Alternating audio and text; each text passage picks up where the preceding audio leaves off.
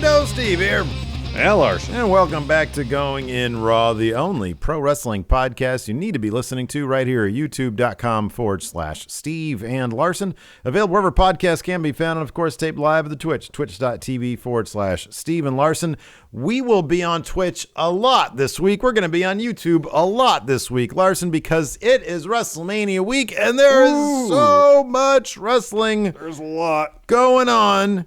Oh, my goodness gracious. It actually kind of started this past weekend with Sakura Genesis. We're going to talk about the big title change that happened there. I suppose I got a change up there, and we got Kota Ibushi with the old IWGP title. Well, the belt sold, and there's a new champion now. I'll wait till the end of this week because this guy up here, Bob Lashley, he might not have that title also coming out of WrestleMania. Yeah, there's a pretty good chance that he's going to lose that belt. I mean, that guy up there, this might be wholesale changes right here. I mean, I don't think Roman, but like otherwise, I think it's going to be wholesale changes. There might be a lot of changes. I got to put Rich Swann up there, man. I got all sorts of changes to do. So huge week we got this week, man. It is a huge week. Also, we should mention that tomorrow, we get the honor of appearing on Fightful, doing WrestleMania predictions with the great Sean Ross Sapp. Yeah. Now, these won't be our official WrestleMania predictions with confidence points and so on and so forth. We'll do our own video for that. So consider what we do tomorrow kind of preliminary. I doubt, given that tonight on Raw is a go home, there's going to be a whole lot of difference. But in terms of actually scoring our picks, don't take what we do tomorrow as the official version of our selections. We'll do our own video for that. So we reserve the right. I'll do this. We reserve the right to change them between now and our official video. Correct. But tomorrow, I'm pretty sure, I don't know how much even tonight's going to play into my picks because I'm pretty sure I've locked mine down. So if you do catch us live tomorrow on Fightful and you're just curious about how Steve and Larson feel like these matches are going to go, please tune in. I mean, it's going to be fun to bounce off Sean also because he's great, and I think we all have good chemistry. When he was on Matt Chat, it was wild fun. Oh, it was fun. He's just an absolutely terrific guy. They're doing good work over there at Fightful. You guys know that. Yep. We talk about them all the time. Yep. But then, of course, our official, with confidence points, if you want to, score all that stuff properly, that'll be dropping, of course, later on this week. We're not entirely sure when. We're probably going to do it earlier than later. Yep. That's going on. Otherwise, man, our YouTube channel, if you're listeners in the audio realm, and then, of course, our Twitch channel is going to be busy all week, watching all this wrestling, doing live reactions to it all. Really, tomorrow is the calm before the storm. Yeah, really, it is. We got the Hall of Fames tomorrow. I'll probably watch just to catch RVD and Katie Forbes and, maybe live tweet some of that stuff. And then Wednesday, we're going to be covering TakeOver Night 1. Thursday afternoon, we'll be talking AEW. Thursday night, TakeOver Night 2. Friday night, SmackDown. Saturday, Sunday. Do you want to do a live reaction for SmackDown? Because it's a special thing. It's basically the Mania kickoff. Oh, I could see if I could do that. Yeah. Okay. Yeah, I should be able to do that. And then Saturday, Sunday, of course, WrestleMania, and Monday is Raw. And then there we go. We're off to the races. Tuesday, NXT. It's NXT's debut on Tuesday, but we're not going to cover that live. We'll do that's probably going to be a big night, too. It could be. It could be NXT after Mania, NXT after TakeOver. Mm-hmm. Probably the most interesting story from the weekend was what's going on over there in New Japan, but we also got some other stories. This one's kind of interesting just because of how big a deal it was months ago when WWE started pulling their talent away from Cameo. Yeah. I woke up this morning with an email from Cameo, Larson. Oh, wow. What's the deal? Yeah, they hit me up specifically. They're like, we got to send Steve an email. He seemed very interested. He'll pony up hundreds of dollars necessary to score himself one of these. Anyways, late last year, in the fall, I believe, WWE started cracking down on superstars monetizing their third-party platforms, talking Twitch, Instagram, and, of course, Cameo. And then today, it's something that we had kind of speculated might be happening at some point. Cameo announced they've partnered with WWE to offer a limited number of custom videos from a select group of WWE superstars. In their announcement, Cameo stated that, quote, from April 5th, that's today, to April 9th, I believe that's Friday, WWE superstars like Daniel Bryan, Alexa Bliss, Randy Orton, Bianca Belair, and Seth Rollins are completing cameos for the first 15 requests. So don't waste any time and request today. Oh, that's an ad from Cameo. We are not sponsored by Cameo. No, we are not. I just copy and pasted this from the announcement from Cameo. What a shill! You're a Cameo shill now. I love it. I've actually never got a Cameo before, personally. I've gotten a couple. They're wildly fun. They're a really easy gift to get somebody. And you know, if you want to pop your loved one, so to speak, as in make them laugh, Cameos typically do it. So let's talk about some of these. Number one, let's talk about some of these prices because it kind of figures into what we had talked about before. Yeah. So I guess just to refresh, we had speculated, back when all this first started happening, like I think September, October last year, to the fall, that they were pulling superstars off Cameo and Twitch because it seemed like, or we thought, they would do some sort of thing where they'd work out some partnership with Cameo and Twitch, so WWE would get their cut. And talent hopefully getting their cut too. Mm-hmm. And we wonder, if to account for all that, rates would go up. Mm-hmm. So I think Alexa, when she was on, she was 400 or 450. I forget which one it was, but she was up there. She's 400. It wasn't 500. I think it was 400. It was something. I remember it was like 400. So the two most expensive names are Randy Orton and Shane McMahon, both $500. You got Seth, AJ Styles, and I thought someone else was 400. Oh, hold on. Daniel Bryan are all 400. Sorry, I got it here. Yeah. So here's the deal. It's Randy Orton's 500. Bob Lashley, $200. Best value. Best value. He's the WWE champion. Drew McIntyre, probably future WWE champion. Yeah. And of course, past WWE champion, $250. So again, best value compared to Orton, which is 500 in relation to all the other names here. This might actually be the best value of the bunch. It's Rhea Ripley, $150. Asuka's only $50 more, $200. Best value. That's a great value. Seth Rollins, $400. John Morrison, $200. If they start using him more, that'll be a good value. I kind of feel like, and the Miz is $50 more than that. I mean, AJ Styles, $400. Amos, best value pick, $150. Might be a tag team champion coming up here. Correct. Shane McMahon, $500. He's a twice McMahon. As much as Braun Strowman, $250. He is twice as much as Braun. That's great. Kevin Owens, $250. Bianca Belair might be SmackDown Women's Champion coming up here. Yeah. $200. And she probably has some cool shit to say. Yeah.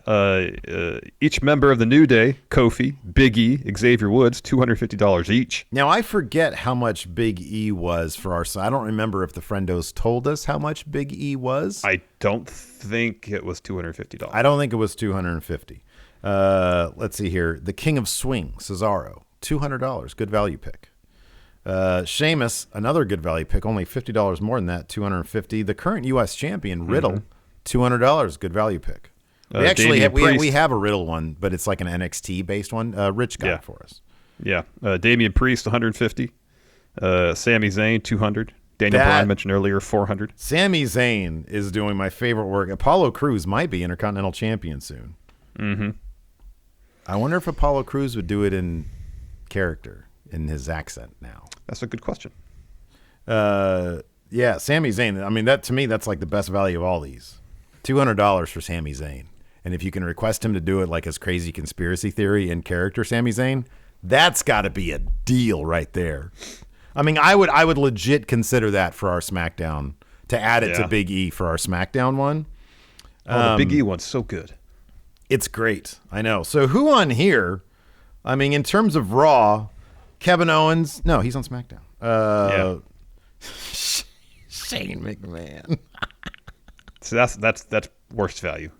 That is a worst value. What is Shane going to do that's really interesting? That is. So you're unless he gets Pete Gas on there with him, like. If Alexa Bliss was in character, that's good. If like the Burnt Fiend can be behind her, but yeah, Drew. I mean, Drew is probably your best value for Raw. Oh, Asuka. Asuka's best value, $200. You could get Drew and Asuka. You can get If you get Drew and Rhea Ripley, who might be the champions coming up here, that's only $400 combined. Mm-hmm. That's a pretty decent deal. We should look at that, dude. Yeah, Asuka's great. Asuka's great regardless. Yeah. $200? I'd put in $100 to get Asuka. I'll think about it. Okay. Asuka's great. That'd be great, right? It's one of my favorites. That'd be great. One of my favorites. And you'd be supporting her. I mean, she probably gets what, $50 out of that, $200. Yeah, probably. Yeah, probably $50. So yeah, I mean, it does seem like some of these are more expensive, and there is they're making a bigger deal about it. This had a targeted email campaign. More eyes on it. They can use their real name, or they can use their WWE names. Their WWE name. They're doing limited videos per person, less than supply, increased demand. Mm-hmm. It is kind of what we expected to happen, or thought would happen. Again, you just hope that the wrestlers participating, what they're getting in return for this is on par with what they were getting before they were told they couldn't do it. Well, if in the long run, WB goes to these talents and say, okay, all that money you're making on Cameo, we can't do that, but here, we're going to book these for you, and you'll get 65% of what you're getting before. Granted, it's better than nothing, but for WB to step in and essentially take money out of people's pockets, even if it's not, a ton, it's lame. It's lame. Yeah, I mean, I don't know their business, so I can't speculate as to whether the wrestlers think it's a better deal or not. I don't know. I don't know either. And so I do know though that like what's lame is that it seems like it would preclude. So like Dijak, we got a Dijak cameo a while ago, and it only costs like $15. Yeah. If you're here, I guess here's the thing. If you're a guy in WWE that sort of, like a in the spirit of Zack Ryder, who gets yourself over to the point where you'll have people lining up for one of your cameos at a value price. If you have like 100 people lining up for like a $50 cameo, but you don't get included in this. If in the eyes of front office, you're not that guy, that's when it gets really lame. Because then it's like, okay, I spent all this time to get myself over. I have an avenue to make money, and I'm not being included on this. I mean, I don't know if there's an option on Cameo to petition WWE to say, hey, I really want this person. Oh, I don't know. So, if you're somebody who could have been making some money off this and you're not now, that totally is lame. In terms of guys who've already made a name for themselves, I mean, Amos is on here. That's kind of a cool deal for him, and it's $150. Yeah. Which is a value for people trying to get it. He's new. He hasn't had a match yet. He's about to this week. So maybe he'll increase his stock, and then it's like, okay, cool. That's a good way for him to make money, as opposed to the way it was done before. Well, maybe he wouldn't have realized it and been like, okay, I'll do it $15 under my real name, and not making the kind of money he might be making here. So for some people, it's hard to tell. It's on the other side. So it seems like it's probably on a bit of a spectrum, Yeah, totally. But then again, if he's been on TV with Amos as an example. Yeah, he's been on TV for 6 months, however long it's been with AJ. He hasn't had a match, but he's been in some high profile stuff. He's got set up with a pretty high profile guy in AJ. Even if he's on Cameo under his real name, so long as he's under the wrestling category, people scrolling through would see him like, oh, I know this guy. That's Amos. Even if his name is something else. Jordan, I forgot what his last name is, but his first name is Jordan. And yeah, it's beneficial to be under your WB name for sure, but I think if people are just scrolling through the wrestling stuff and recognize there's Amos, even though it doesn't say Amos, people will still make the connection. Not being allowed to say his name is Amos. And on top of that, that's assuming he's savvy to social media stuff. You say, hi, this is Amos. Jordan. There you go. Problem solved. He had a cough. There you go. He just had a slight cough. You get a cameo with a cough. What? It's a budget thing. Amos. Anyway, so it'll be interesting to see how often they do these drops, at what time periods they do that. But, well, that's another thing too. Is quantity. If this is something they're saving for the major four and they're only doing 15 per. Well, that's a pretty big. I don't know about. Yeah, I don't know. Yeah, I don't know. I mean, this is obviously the pilot program. Yeah. And, I guess they're thinking now, well, interest is probably as high as it's going to be in WWE product for the foreseeable future around WrestleMania. Let's roll this out, see what happens now. If they announce some sort of ongoing thing, that's something else. Shit, the first 15? Yeah. Oh, man. Let me click on this Asuka one real quick. Give me all right, while you do that, I'll get on me when available. It's already sold out for her. What about Rhea Ripley? Yeah, that's not surprising. No, it's already sold out. They might already be sold out, man. What about Amos? I just got this morning. Oh, we can get Amos. All right. Let's see. Hold on a second. Actually, the one that I really want is... What about Sami Zayn? Yeah, that's what I'm looking at right now. He's open. Oh, there's 10 left, so we have time. We have the rest of the day. All right, very well. Speaking of partnerships, WWE announced another partnership today. This one with G4 for a video game competition show. It's going to be hosted by Xavier Woods. This is what the press release had to say. Quote, the program will be hosted by WWE superstar Xavier Woods, a.k.a. Austin Creed. G4's first announced on-air talent will pit some of the biggest content creators in gaming against each other, playing some of the most popular video games to settle scores with scores. Oh, I get what they did there. Yeah. Settle beefs with points. Yeah. That's cool. I don't really watch. I liked G4 when it had cops on it, like the cops show on it. I was always rooting for the bad guys to run away. Get out of there quick. Oh, it made for better programming when that happened. I know. The look on the cops' face. Wasn't exasperation. That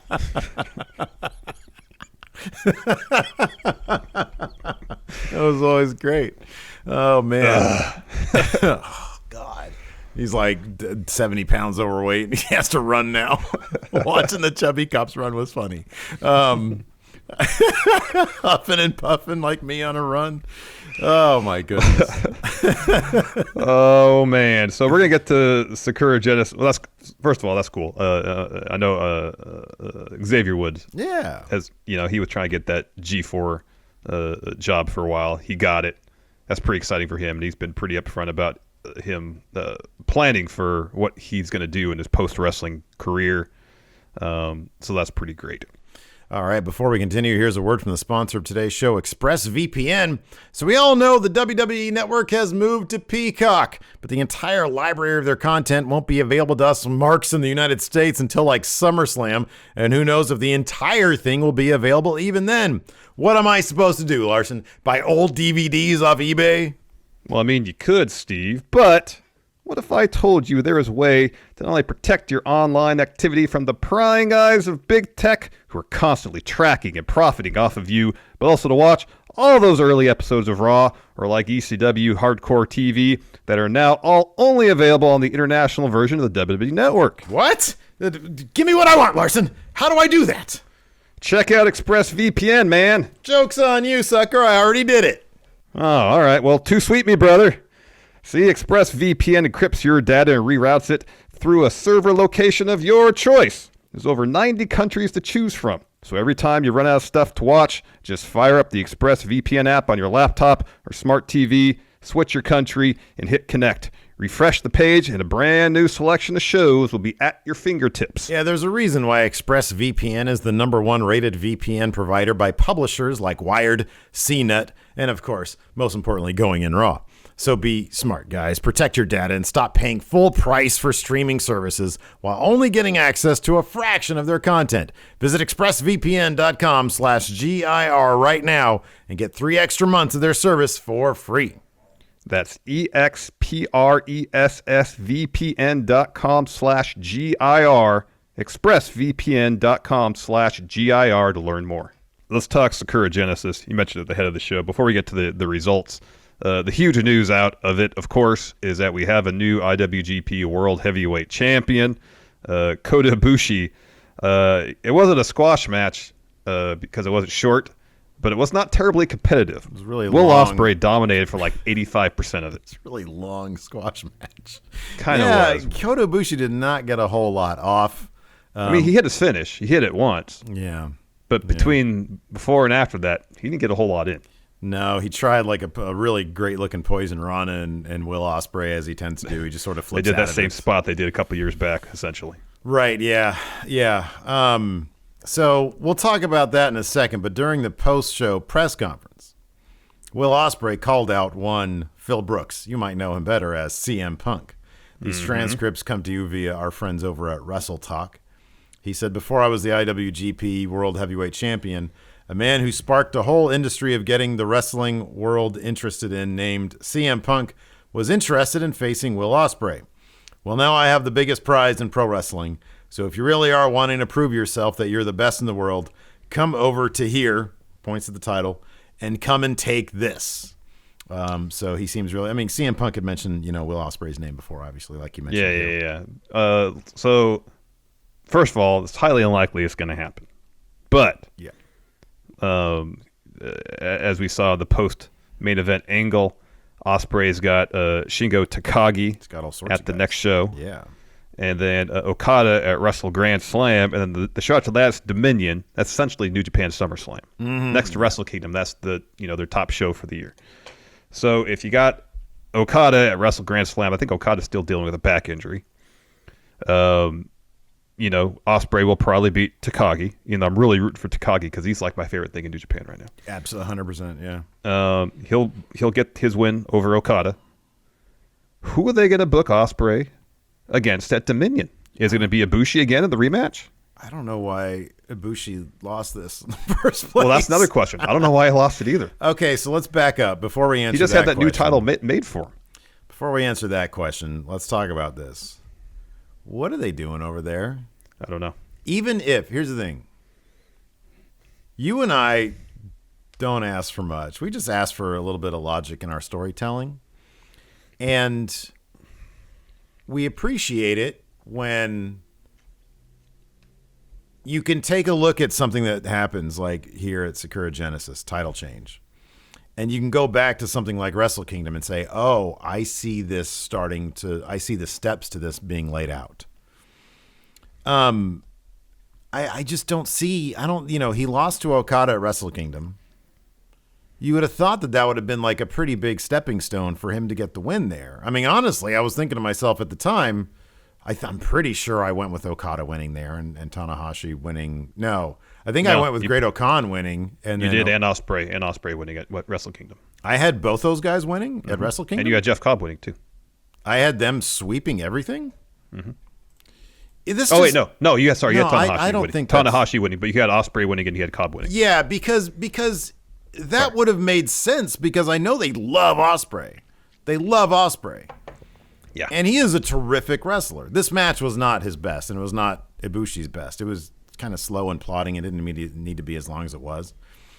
But there's just not a lot of foundation here. Unless the story is he learned a lot in his losses, which I guess you can go back and see if you can track those steps. Well, this whole kind of story with Ospreay specifically post-Wrestle, even not just post-Wrestle Kingdom, because after Wrestle Kingdom, then United Empire got to this thing with Kojima and Tenzan, which doesn't necessarily feel like a jumping off point to a main event run, No disrespect to Kojima and Tenzan. They're legends in New Japan. They're former IWGP champions.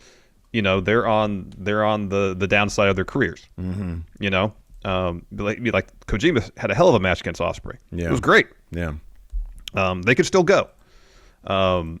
But it doesn't exactly a story that screams, "Oh, this guy's about to be champion."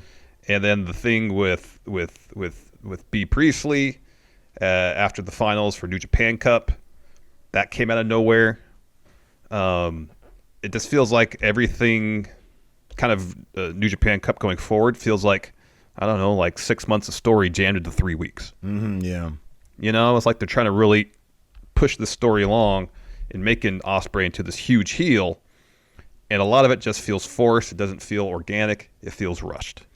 Yeah, it's really weird. It's because it's like it's at the expense of what I thought was seemingly like a guy that had the destiny thing, the Kota Ibushi, whose journey has been an absolutely fascinating one, and him finding himself in this sort of next level seemed to be a really great, sustainable, top face guy, calling himself the god of wrestling. It's like something special really needs to topple him. And up till now, Ospreay has sort of just come off as like a B-level heel. I mean, it's not unlike, I don't know, it's like a step above Evil beating Naito, because it's like Evil didn't even come off like a B-level heel, to be honest with you. No, Ospreay is a more interesting in-ring performer, 100% than Evil is. Yeah, and he's like 1,000% more of a charismatic character. I mean, like him or not, and you can, people have all sorts of opinions on Ospreay, but like, I do appreciate, and I was not a huge fan of the B. Priestley angle. I thought that was unnecessary, and just kind of tacky. But it's kind of interesting because apparently, according to Meltzer, she might be heading to WWE. Which is I saw that too. So yeah. I was wondering if that whole angle was a way to kind of it totally was, which you could have, I don't know. I don't know if you could. There's a million different ways you could have done that. It's one of those things that came completely out of left field. It came completely out of nowhere, and you see that happening, and it's like, yeah, this is tacky, but what's really the motivation for it? Yeah. It's kind of interesting though. Did you notice the crowd reaction when Ospreay won? There was a lot of cheering people in that crowd. There are a lot of people that started clapping like big time. I think it'll be interesting to me to know what the popular perception of Ospreay is over there with their fans, with Japanese fans, because I mean, it wasn't like an explosion, but I mean, I don't know if those crowds typically explode, and plus, they got COVID protocols over there too, which prevents them from being too vocal about things. But there was a lot of clapping fans there. Yeah. So yeah, I don't know. It's I don't know. It's weird. To me, it meant so much more. Like going back to the first Wrestle Kingdom we watched, when it's like Kenny Omega, who's got all this buzz going into this, and then he loses, and it's like, whoa, man, they treat that title very delicate. Like, oh man, we don't care how much Kenny Omega brings to the table. Okada's the guy. And and then in his subsequent matches, you see why. It's like, oh my God, this guy just builds and builds and builds, and it just doesn't feel the same. It doesn't feel. It feels like honestly, it feels like they have a new showrunner, so to speak. A new booker. It kind of does, yeah. And I don't know. Again, I don't know. I know they did change, the head of the company basically. I don't know what the writing. We've never heard there been any big change in who's booking this stuff. Like we had always heard it was Gato and Jado. Yeah. Yeah. So I don't know. As far as we know, that's still the case. But with stuff like this, like the stuff with Evil, it seemed like maybe what they were doing is, they had to shut down for a few months because of the pandemic. They came back. Maybe they just want to kind of give the company a bit of a shot in the arm. Here, we'll shock people with Evil turning on Naito, put the belt on him for a little bit, gets people talking, be like, oh, hey, New Japan's back. And then, it was an outdoor show over the summer. I think it was Summer Struggle. They put the belt back on Naito, and then they kind of proceeded as maybe they would have otherwise. You just got to hope that with this, there's a story they have in place that's going to have a payoff that's interesting. Yeah, I know. I wonder, how do you compare this to when Jay White won? When we sort of speculated that he was kind of taking the place of Kenny. It was like I'm a huge Jay White fan now. Yeah, he's great. He's great. I was hoping that this Kota Ibushi thing might lead back around to him down the line, where he'd finally, he'd go through with the guys like Tanahashi, which he just tapped in the post match scrum at Genesis. Well, the thing with Jay White, when they put the belt on him, and I guess maybe they did kind of a substitution him for Kenny, but also there was a lot of parallels between him coming in and winning the title as he did and Okada, a few years prior. And commentaries up there very upfront about saying, they both challenged Tanahashi, they both won the title at New Beginning. Shortly, for Okada shortly after he came back from TNA, Jay White shortly after he returned from Excursion as well. There's a lot of parallels, and like when they talk about that, it's like, okay, that's interesting, and that's the building blocks for something years down the road that you can really work on. Yeah. And I don't see that level of storytelling yet in this particular instance. It's just it's so weird because it's so soon after Kota Ibushi won. It's like he had Sonata, and did he have another title defense besides Sonata? He had a Forgot to look this up before we got started. The anniversary show, didn't you have the match against the match against Takahashi happened at the anniversary show, or did Takahashi hurt before then? I don't recall. Was that title versus title? No, anniversary show. They just have the junior. That was what's his face? Doki. Desperado. That's right. Desperado. What am I thinking? So Takahashi was hurt. Yeah, he was hurt. Yeah, that's right. I couldn't remember because they had that match from years ago. That's right. And they made the deal about them having history. That's right. Yeah. So then I guess he just had the Sonata at New Beginning. Yeah. And he had that belt made for him and all that. Yeah, it's weird. I miss the old belt. Yeah, I don't know. I mean, I'll get used to it. It looks okay. I'm not gonna crap all over it. No, the detail on it is very nice. It's just getting used to the shape of it. The shape's just weird shape. Unusual. It's kind of small. The other one looks so big. Yeah. So, anyways, let's dive into these results. It's still. The bottom line is, this match aside, because I don't think this match was the best example of it. New Japan still has, by and large, best wrestling on the planet. Like the wrestling there is outstanding, generally speaking. Generally speaking. They're dipping their toes a bit more into the sports entertainment stuff with this storyline with the Iron Fingers and then Kenta stealing Yoshihashi's bow staff. Yeah, right. I mean, there's a lot of silly stuff going on from a storyline perspective. The first match, Taichi, Doki, and Zack Sabre Jr. of Suzuki-gun taking on Gorillas of Destiny and Jado. The aforementioned Iron Fingers come into play. Everybody wants to get their hands on them. Whoever puts the Iron Fingers on turns into basically a madman. So Zack Sabre Jr. ends up pinning Tonga Loa after Loa tries to get his hands on the Iron Fingers. They get away from him. Sabre gets the pin, and then an executive from New Japan takes the Iron Fingers away after the bout. Okay, so admittedly, I just watched the finish of the Jay White Tanahashi tag match. I didn't watch this, and then I watched the main event. A New Japan executive came, so like the principal came down and took the toy away. Yeah. Next, we got Taiji Ishimori, Yujiro Takahashi, Kenta, Evil, and the spoiler, Dick Togo, taking on Okada, Yano, Yoshihashi, Ishii, and Goto. As you would expect, Dick Togo took the pin. So the Evil's distracting the ref. Togo tries to use his garrote. Yano hits him with a low blow from behind. Low blows Evil, and then he had he blindfolds Dick Togo. Oh wow! Rolls him up to get the win, and afterwards there's like a standoff between Yoshihashi, Goto, and Ishii, and Kenta. Who is it? Kenta, Takahashi, and Ishimori, I think, over the Never Openweight titles. So Kenta grabs one from Yoshihashi, and it's like playing tug-of-war for a little bit. But that's all a distraction to get his bow staff from, and then he runs off.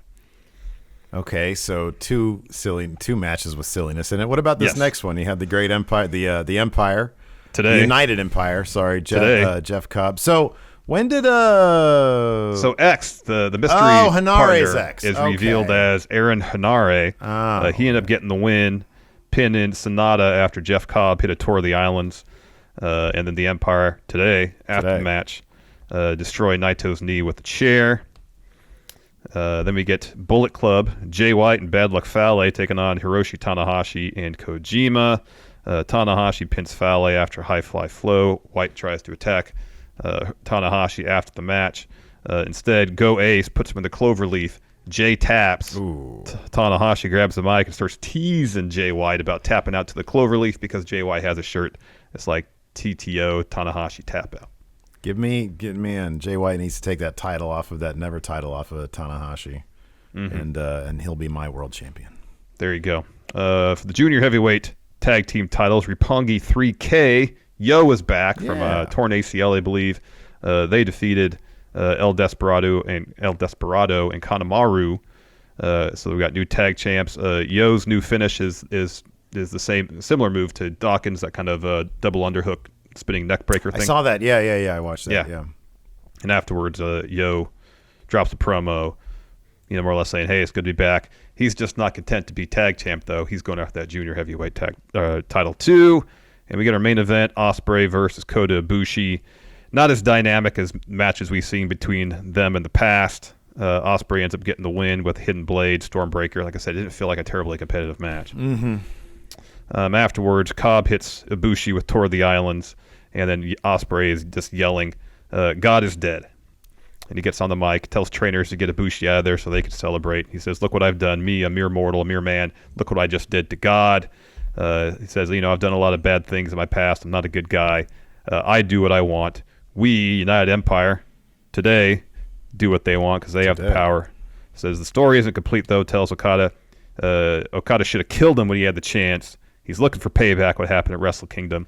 Okada slowly makes his way out to the ring, like the whole time looked like he's about to laugh. It's like I got a new name for him. It's Breezy Okada. He just seems like he's like, man, you know what? I know they really like me. I know they want me in the main event scene. I know I'm kind of the gatekeeper to like main event level talent. But I'll be honest with you, I enjoy hanging out with my friend Yano. I really am trying to work on a pitch to Gato on how to get me the provisional title so I can have some fun doing these comedy matches. He's probably looking over at Kenta. Man, I really like that stuff that he's doing with the Bo staff. I think that's a lot of fun. I really want to get in on that Bo staff business. Maybe. But then he's got to do these main event title matches. Because he is still Okada, He's Okada. So he walks in. He's about to talk. Shingo then comes in, snatches the mic from Okada. I love Shingo. He's awesome. To me, it's Shingo and Jay White are my New Japan guys right now. Yeah. So he tells Ospreay, hey, you're getting ahead of yourself. He says that I beat Okada in the New Japan Cup. And so if Okada gets a shot, I should get one before him. Challenges Ospreay to a match. Says he'll beat him.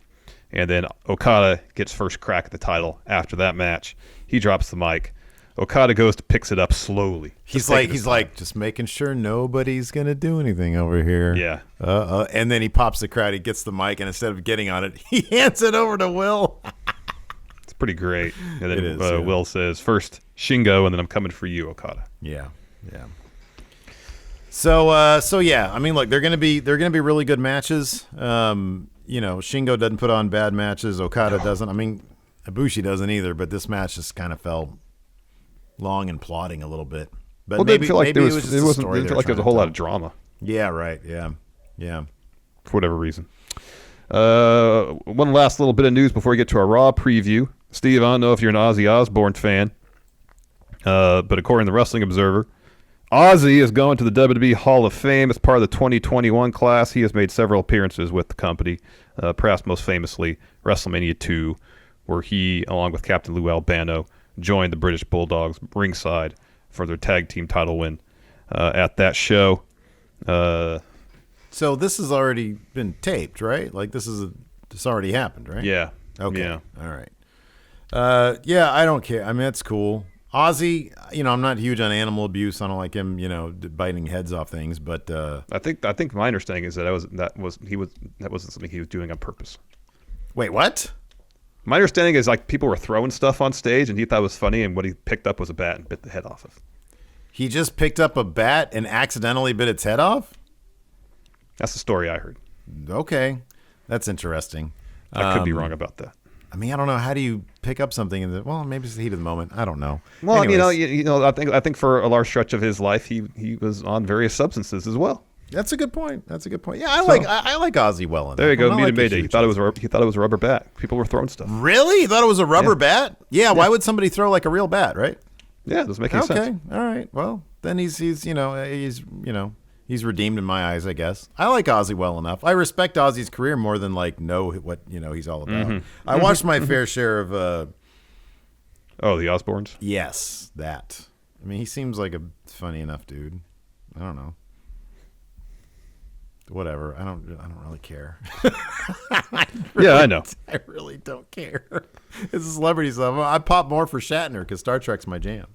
That's true. Anyways. But you're more of a next generation Deep Space Nine type guy. Yeah, but I'm down with Shatner. He's okay. All right. Very well. Let's talk Raw. Maybe there'll be a mention of Shatner on Raw tonight. We got 4 segments announced.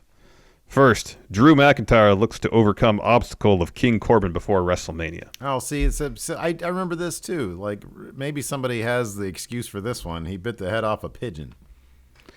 Pigeons are kind of gross though. Anyways, what? Drew McIntyre? Yeah, dude. King Corbin headed to WrestleMania main event. That should be headline business. Yeah, that's not going to happen. The Hurt Business continues to implode as Bob Lashley takes on Cedric Alexander. That still makes me sad. Hurt Business should have broke up. Asuka and Rhea Ripley to collide with WWE Women's Tag Team Champions Shayna Baszler and Nia Jax. We all know how this is going to go down. Do you think they're going to be able to coexist? No. Can they coexist? And then next week, in the WrestleMania kickoff, Bob Lashley and Drew McIntyre will take on Nia Jax and Shayna Baszler. Can they coexist? No. Probably not. Xavier Woods and AJ Styles are going to rematch 5 days before their WrestleMania title clash. Probably going to be a wonk finish. Probably. Anyways, let's answer some questions. We have a thread up here on the Twitter. So, yeah, you can check that out. And if you're watching us live, you can check that out too. Leave your question there. Yes, please.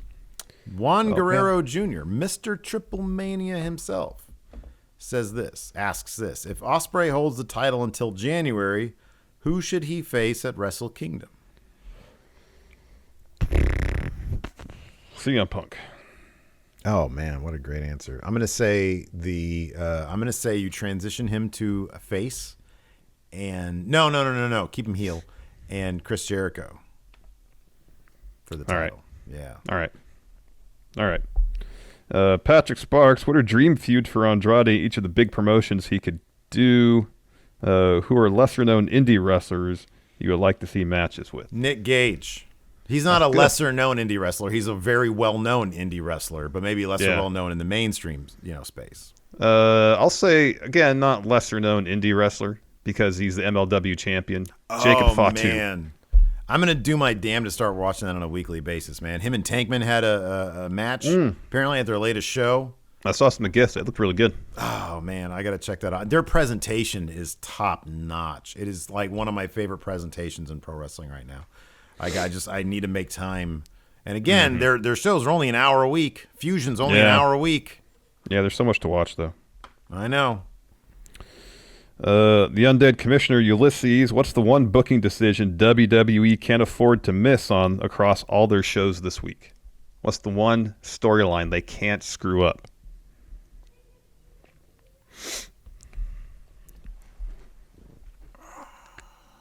So, like, the main event of WrestleMania is kind of there's really no loser. Like, it doesn't matter who wins that. Everybody sort of comes out a winner. Oh, you mean the triple threat? Yeah. Like there's no downside to Edge, Daniel Bryan, or Roman Reigns winning. No. I feel like the one they have to get right is Sasha and Bianca because the build of this there's a build, but it hasn't been that great. It's been really bad. And if they have like a good match and it's some sort of weird wonky finish, what could really be a huge moment for Bianca getting that win clean. Could deflate all that stuff, huh? Yep. That's a good point. That's a good answer. Yeah.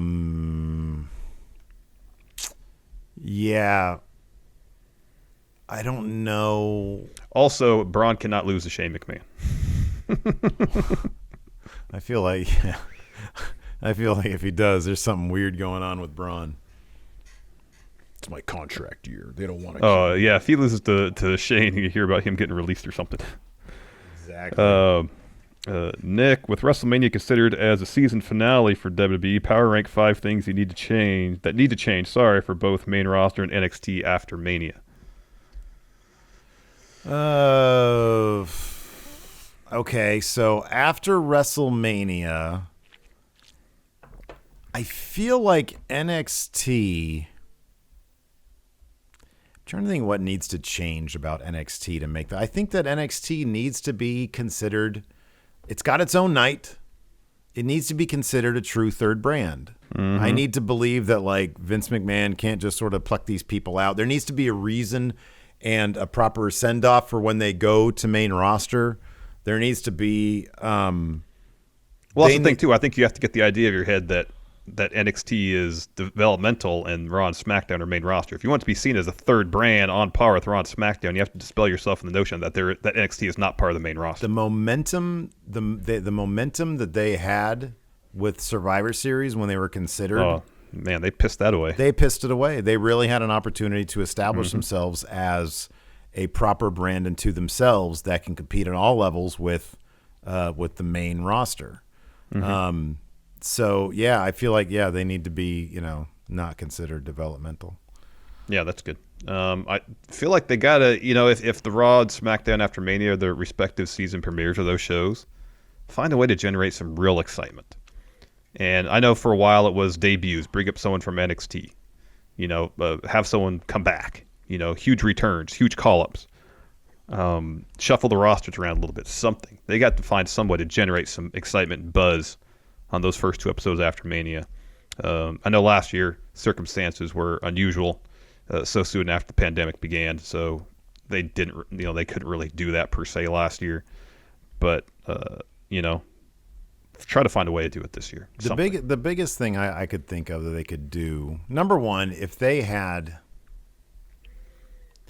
you need to put an end to cross-brand interaction.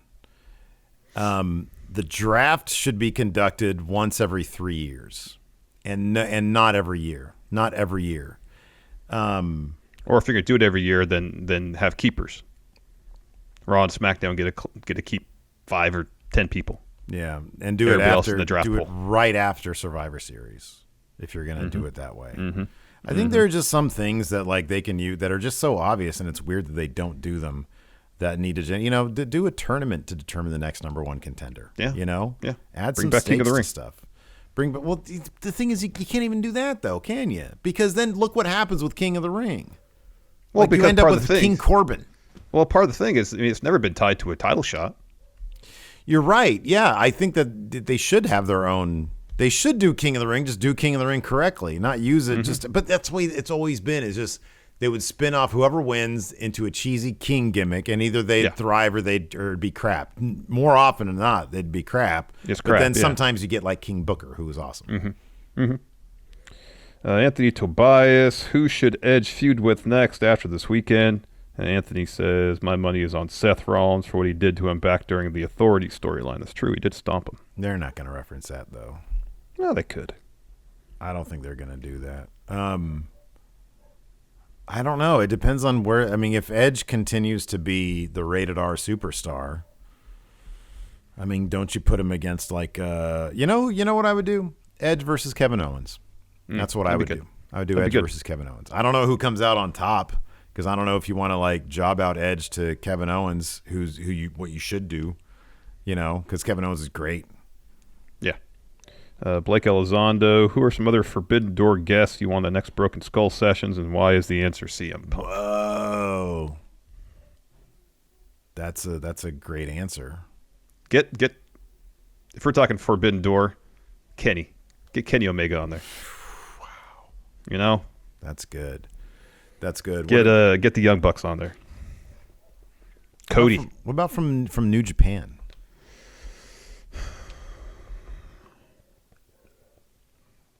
That'd be awesome for Okada to be on there. Yeah, that'd be pretty great. Or Kenta. I'm trying to think. Yeah, Kenta would be good. I'm trying to think of somebody who there'd be a little bit of controversy, like somebody who's had time in WWE. Well, that's why I mentioned Kenta. Yeah, but God, that was so. I mean, so much of Kenta's problem in WWE was he was injured a bunch. Yeah, I know. Juice Robinson. Yeah, that's perfect. Oh, Tony Khan would be great. Oh, that would be great. Would be great. Yeah. Have a like a dinner for 3 with Stone Cold, Tony Khan, and Don Callis. Oh, you guys running a gimmick right now. Coach John Pliskin. What was WWE's worst leaving money on the table moment? The Nexus, CM Punk, or Bullet Club? To me, it's Bullet Club because they literally took those guys away because of Bullet Club, and then they didn't do Bullet Club, but they did a really half-ass. They wanted to do Bullet Club, and they didn't really do Bullet. They were like, oh, these guys were a club before. Oh, the club's back together. They were the club, and then they're the official club. You could have done something really cool with that. Yeah. Greg Morris, what if Lashley uses jobbers to tire Drew out, leading to Mania? The match happens, and Drew is just too tired to really put up a fight, a la Bane with Batman in Nightfall. I mean, that would take time. That would have taken time. It'd be cool. They have 3 weeks. It'd be cool if a scheme like this actually worked, but it never really works. It'd be great if it actually worked. Mm-hmm. You know, like, could you imagine if like Lashley had hired like WWE's heavy hitters to like take out Drew? I mean, Corbin would have been like the first guy. And then it'd get worse from there, you know? Get Sheamus. And then in the very end, like, Drew thinks that he's like, oh, man, I've taken everybody else. And Sheamus is like maybe the last guy, because Sheamus, have him go on a big win streak. And then this is what you do. Now that Brock doesn't have Heyman as his advocate, he brings Brock in to soften up Drew. Yeah, that's good. With the idea that, hey, you help me out here, Brock. Lashley will give you a title shot at SummerSlam. You can have that great match, yeah. And you can finally get that match, too. That's great. That's much better than my idea, which was just going to be Braun. The Hall of Famer Christian. What's the percentage chance that Dynamite beats TakeOver this week? It's TakeOver. TakeOver should win. They were pretty close in the ratings last week. TakeOver should win. It's not. I'll believe it when I see it. Dynamite. Look, man, Dynamite. They got their fans. They got their base. They're doing their thing. You know, it doesn't like bug me or anything. But Dynamite's gonna win. They always do. Dale and Dula. Rather than do your SmackDown review, you act out in defiance. So we're back here in like the office that isn't really our office. Yeah, it's in the hole though. In the hole. The voice is clearly displeased. A tall, shadowed figure appears in the corner of the room. It begins to move forward and says, I suppose it's time for an update. Do you wait for the reveal or attack the figure? I wait. I'm playing chess with this dark figure. Yeah, you wait. Checkers. You wait. You wait. You wait.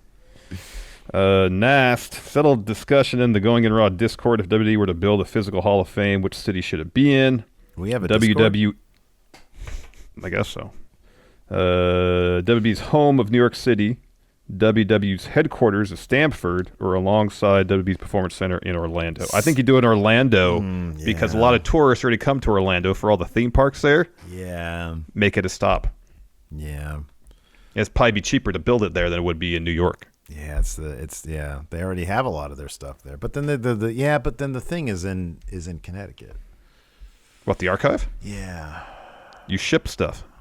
Well, yeah. You put it on a truck and you drive Put down it through Rawgate. You just establish Rawgate at the archive and you start throwing stuff through it. You know, I didn't tell you that we got here at my house, we got this huge, like a huge mirror, circular mirror that's above our fireplace. Oh, wow. And it looks like a miniature Rawgate. Ooh, are you going to go through it? Of course not. Come on, go through it. Mr. Sinister, Vince comes to you guys to recreate factions, but with current wrestlers. Who would you guys choose? He offers up the Nation, DX, Heart Foundation, DOA. Choose one faction, and I'll choose one faction, Larson. Right to censor. You could capitalize on the whole Peacock WB Network editing of stuff. That's good. Let me think who. I'm going to do this. I'm going to go with the Union. No, was it the Union? Yeah, it was called the Union, right? Yeah. Yeah. But it's all people who wanted to make money streaming. So it's AJ, Xavier Woods, Cesaro. Paige is their manager. That's Cesaro. Good. Yeah, it's all them. That's good. That's good. So Right to Censor will have Drew Gulak. He give us PowerPoint presentations. Mm-hmm, good.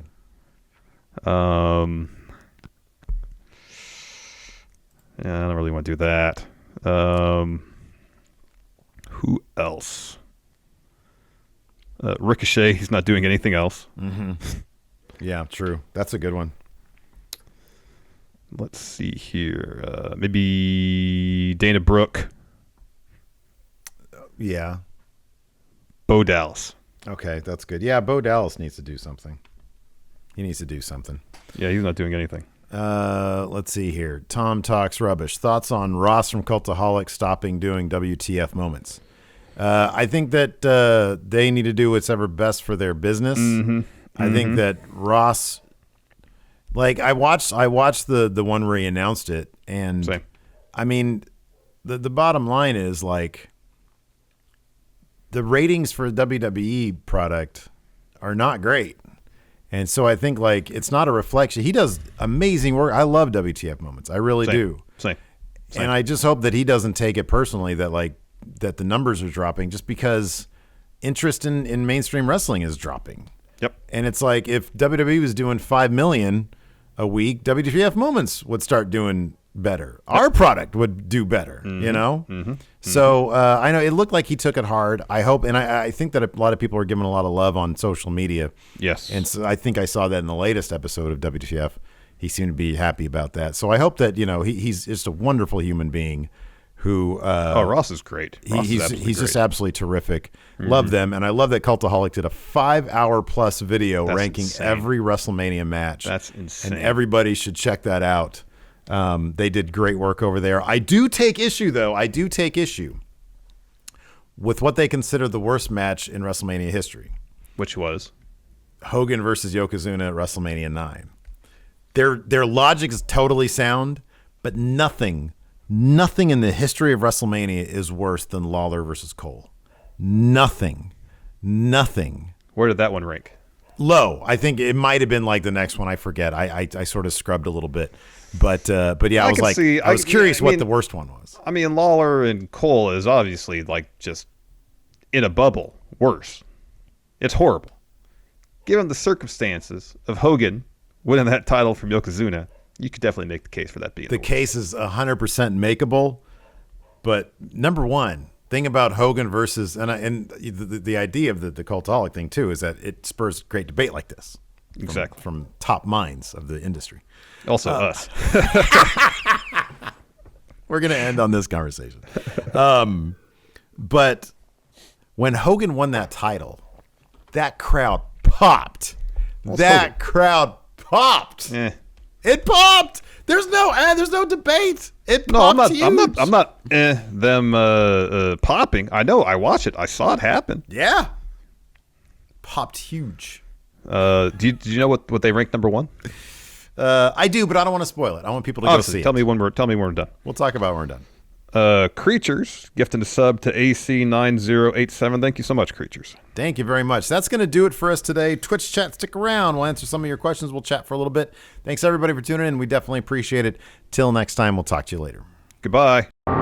Help support Going In Raw today by becoming a Friendo Club TV member. You'll get access to new bonus episodes every week, including Friendo Club Arcade, Live Power Rank, Vintage 10 for the Wins, and Ask Steven Larson. Get access to Friendo Club TV today by becoming a $5 and up patron at patreon.com/Steven Larson, by throwing us a sub at twitch.tv/Steven Larson, or by clicking join at youtube.com/Steven Larson.